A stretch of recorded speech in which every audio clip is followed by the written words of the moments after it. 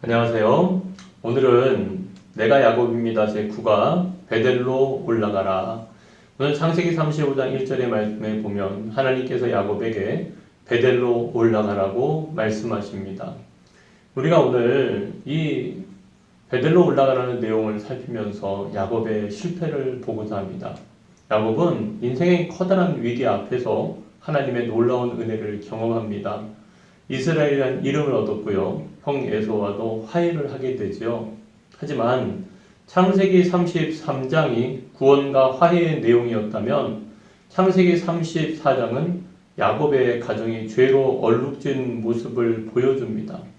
딸 디나가 그 딸들을 보러 가서 그 땅의 문화를 접하다가 세겜에 의해서 강간을 당하게 됩니다. 그래서 그 오빠인 시므온과 레위가 할례받지 않는 그 이방과 우리가 혼인을 할 수 없다 해서 할례를 핑계로 삼아서 세겜의 족속들을 다 죽이는 사건이 일어납니다.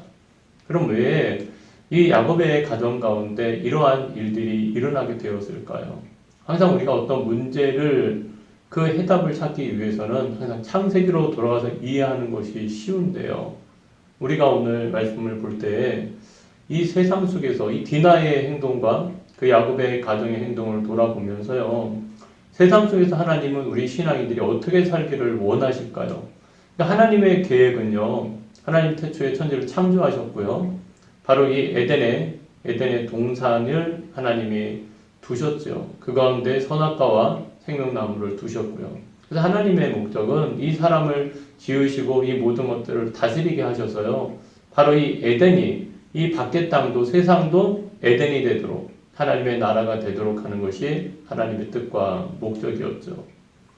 그러니까 마치 야곱에게 있어서 성소가 에덴의 동산이 야복강이었고 바로 그 에덴이 분이엘이었다고 생각하게 된다면요. 이 세겜은 밖의 땅이에요. 그런데 하나님께서는 바로 이 세상 속에서 이 밖이 바로 에덴이 되기를 바라시고요. 바로 이 세상 속에서 이 교회가 더 나아가서는 가정이 세상이 바로 하나님의 나라가 되기를 원하시죠. 그래서 그 축복의 통로로 우리 신앙인을 사용하신다는 거예요. 그런데 바로 이 야곱을 통해서 볼 때 바로 이 베델의 하나님, 바로 그 베델이 하나님의 집이 바로 브니엘에서 하나님의 얼굴을 보았던 야곱이었고 세겜이 곧 여러분 베델이 될 수 있도록 축복의 통로가 되어야 하는 야곱이었지만요. 도리어 하나님이 원하시는 계획대로 야곱이 살았던 것이 아니라 세겜의 동화가 되어서 살아갔다는 거예요. 그러니까 세겜이 베델이 되는 것이 아니라 도리어 베델이 되어야 되는 것이 세겜이 되어버리고 말았다는 겁니다. 그래서 우리가 오늘 이 디나를 보면서 이 야곱의 가정의 문제를 보면서요. 야곱의 가정이 세겜에 정착합니다. 그리고 이 세겜의 가치와 문화가 스며들게 되는 거예요. 그래서 이 브엘세바를 떠나서 바로 그 베델에서요. 그 광야에서 하나님이 여기 계시는구나 해서 단을 쌓았고 하란에 갔고요. 그 하란도 바로 베델, 그 어디나 하늘나라.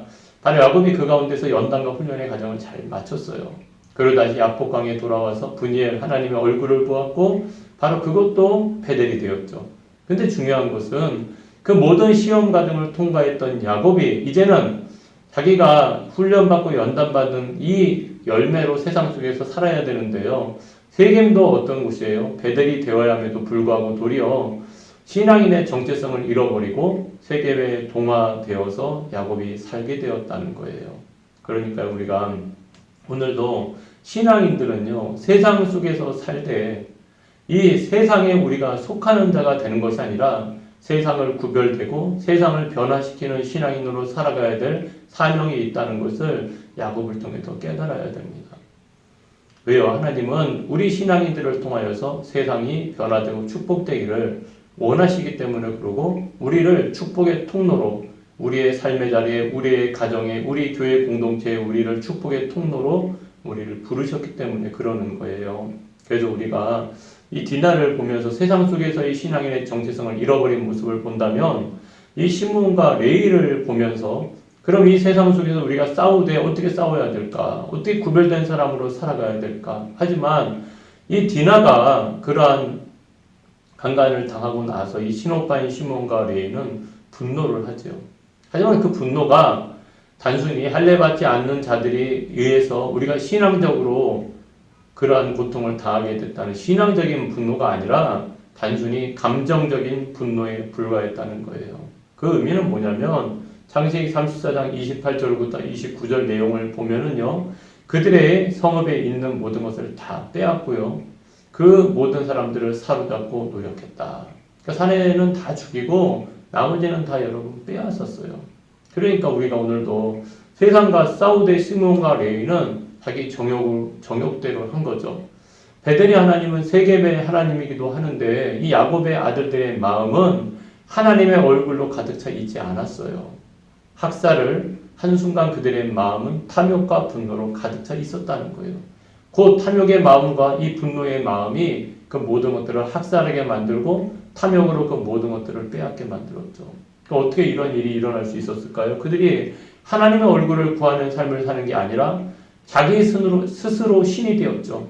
자기 스스로 선악을 결정하고 스스로 집행자가 되어서 마치 아담과 하와가 선악과를 따먹었듯이 이들도 교만으로 말미암아 이러한 범죄를 저질렀습니다. 그 죄값이 열매가 무엇이에요? 바로 바벨탑 사건처럼 그 교만한 사람들을, 바벨의 사람을 하나님이 흩어버리셨듯이 이 시몬과 레위도 하나님이 흩어버리십니다. 그것을 잘 보여주는 내용이 창세기 49장 7절 말씀이에요. 야곱이 마지막에 노년에 그 자녀들을 축복하는데요, 시므온과 레위에 대해서는 이렇게 축복하죠. 그 노여움이 혹독하니 저주를 받을 것이요 분기가 맹렬하니 저주를 받을 것이라. 내가 그들을 야곱 중에서 나누며 이스라엘 중에서 흩으리로다. 축복이 아니라 저주를 받게 되었죠. 왜요? 그들 스스로 자기들의 정욕과 분노로 말미암아 세상과 싸웠기 때문에 그러는 거예요. 그래서 우리는요, 세상과 싸우되 세상과 같은 방식으로 싸우는 것은 세상에 동화되는 거예요. 결국은 세상과 똑같아지는 거예요. 그들은요, 시몬과 레위는 세상과 싸운 것이 아니라 세상이 되어버린 거예요. 그들 자신이 세상이었던 거예요. 그래서 우리는 세상에서 싸우되 믿음의 선한 싸움을 싸워야 되고요. 내가 주인 노릇하는 것이 아니라, 내가 선악을 결정하는 것이 아니라 선악간에 심판하신 하나님을 바라보면서 거룩한 신앙인으로 살아가야 될 책임과 사명에 있다는 것을 날마다 깨달아야 된다는 겁니다. 그리고 우리가 네 번째로 깨닫고자 하는 것은, 그렇기 때문에 우리는 어떻게 해야 될까요? 세상과 바른 싸움을 싸우기 위해서는 세상을 사랑하지 않아야 됩니다. 오늘 이 야곱을 보면서 가슴이 아팠던 건 이 디나는 사랑받는 딸이 아니었어요.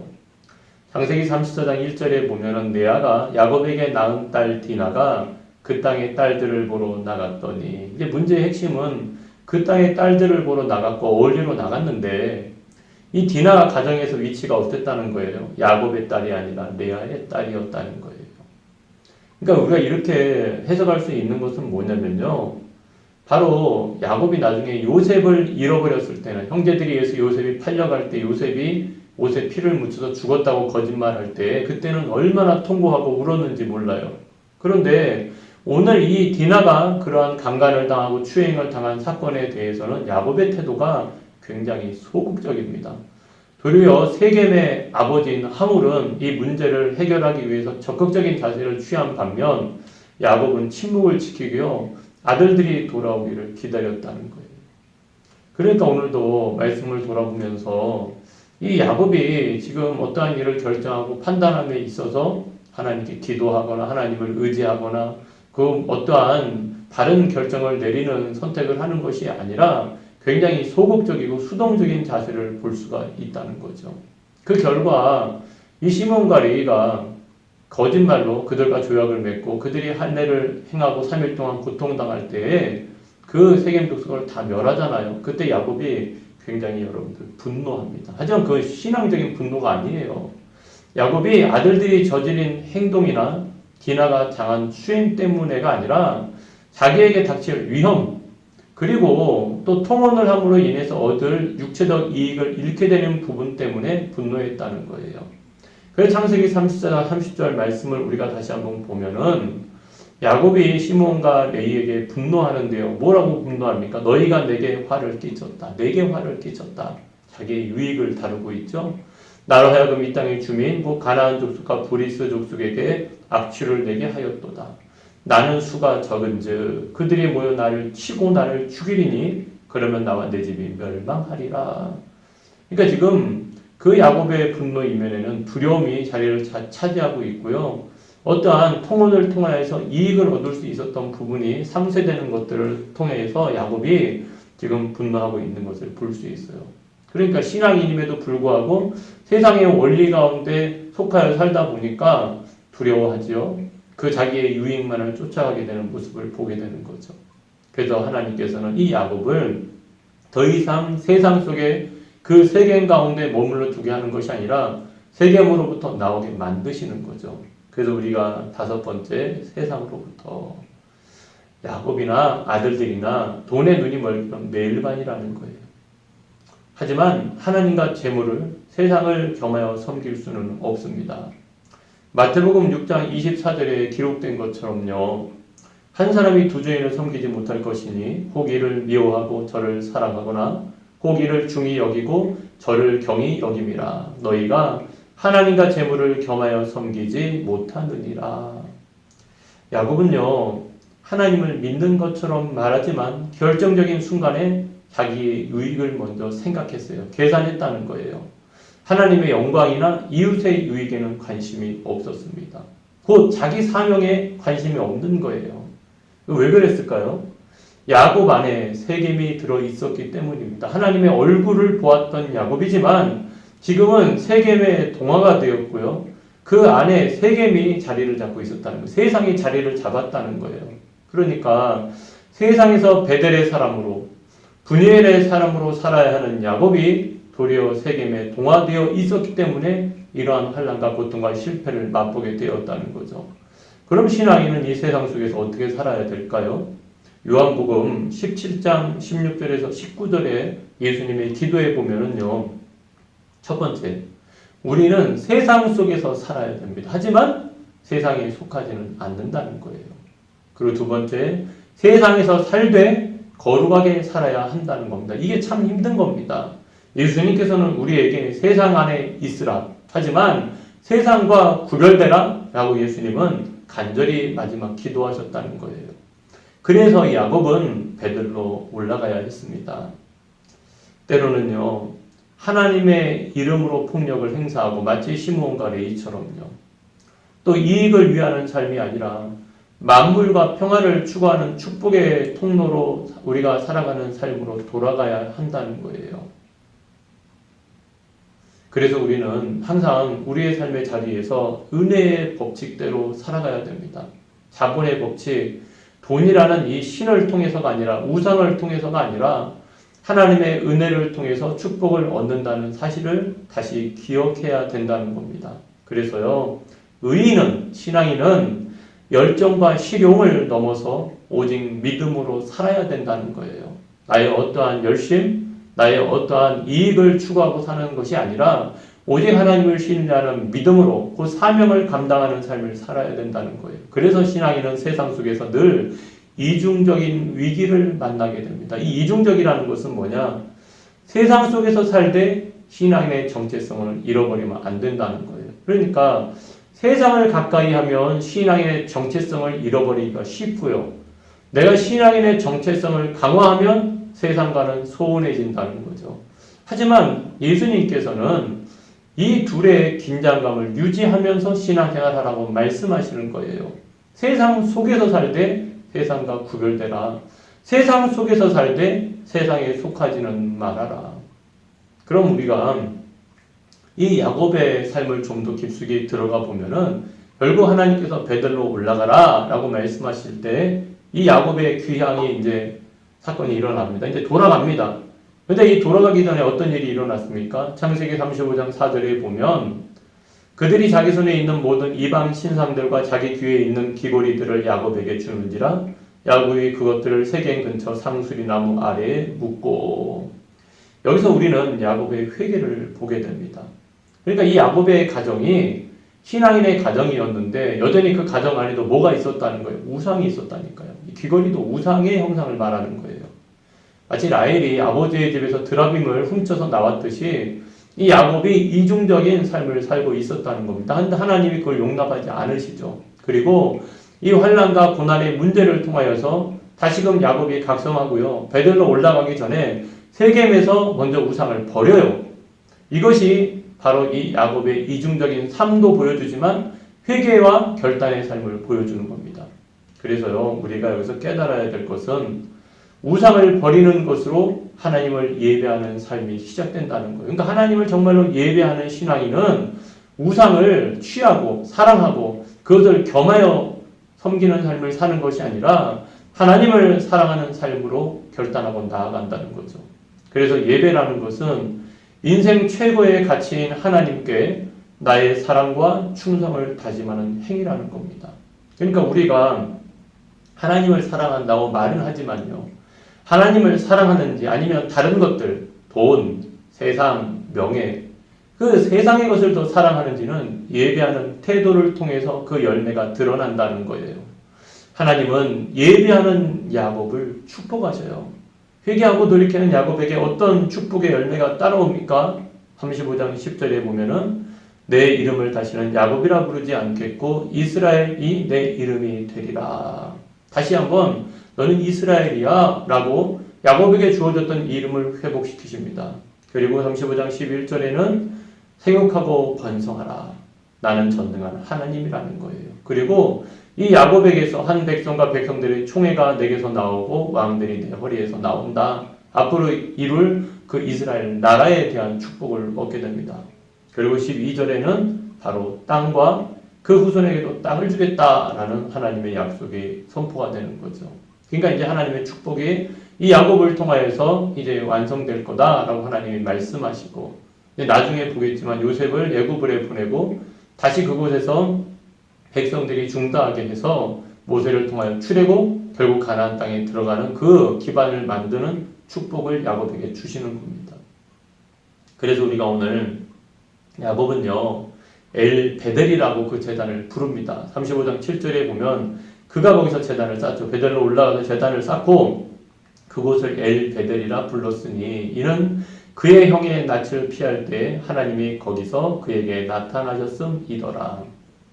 여러분, 베델은 하나님의 집이에요. 그거는 공간적인 의미가 강합니다. 하지만 엘 베델이다라는 것은 하나님의 집에 계신 하나님이에요. 곧 하나님의 임재를 말하는 거예요. 그러니까 베델 하면은 그것은 집이라는 공간에도 강조점이 있죠. 바로 그 공간, 여기도 하나님이 계시는 곳이야라는 강조점이 있지만 엘베델이다라는 것은 하나님께 강조점이 있는 거예요. 곧 하나님이 계신 자리라는 거예요. 그러니까 하나님의 임재가 있기에 하나님의 집이 되는 거잖아요. 마치 교회가 뭐 건물이 여러분 거룩해서 그것이 거룩한 성전이 되는 것이 아니라 하나님이 임재하시기 때문에 성전이 되고 성소가 되는 것과 똑같은 원리예요. 그러니까 야곱은요 지금 베델이 아니라 베델에 계시는 하나님을 보는 겁니다. 이제는 공간을 넘어서서 정말로 그 공간 가운데 자리하시는 하나님, 임재하시는 하나님을 바라보는 거죠. 그것을 놓쳤기 때문에 세겜에서 실패했지만 다시 이 베델로 올라와서 하나님이 여기 계시네에서 머무르지 않고 하나님이 언제나 임재하시는 신앙인으로 자기의 심령과 자기의 마음 가운데 자리하시는 하나님을 바라보는 믿음을 갖게 됐다는 거예요. 그래서 우리가 그것을 이해하기 위해서 탕자를 생각해 보자는 거죠. 야곱이 하나님께 돌아가는 이 모습은 마치 탕자가 아버지 품으로 돌아가서 안식을 얻는 것과 동일한 거예요. 자, 외적으로 탕자가 귀향합니다. 집으로 가죠. 하지만 엄밀히 말하면은 이 집의 공간을 의미하기보다는 아버지 품으로 돌아가는 거죠. 아버지께로 돌아가는 거예요. 그래서 그 안에서 안식을 얻듯이 야곱이 드디어 안식을 얻습니다.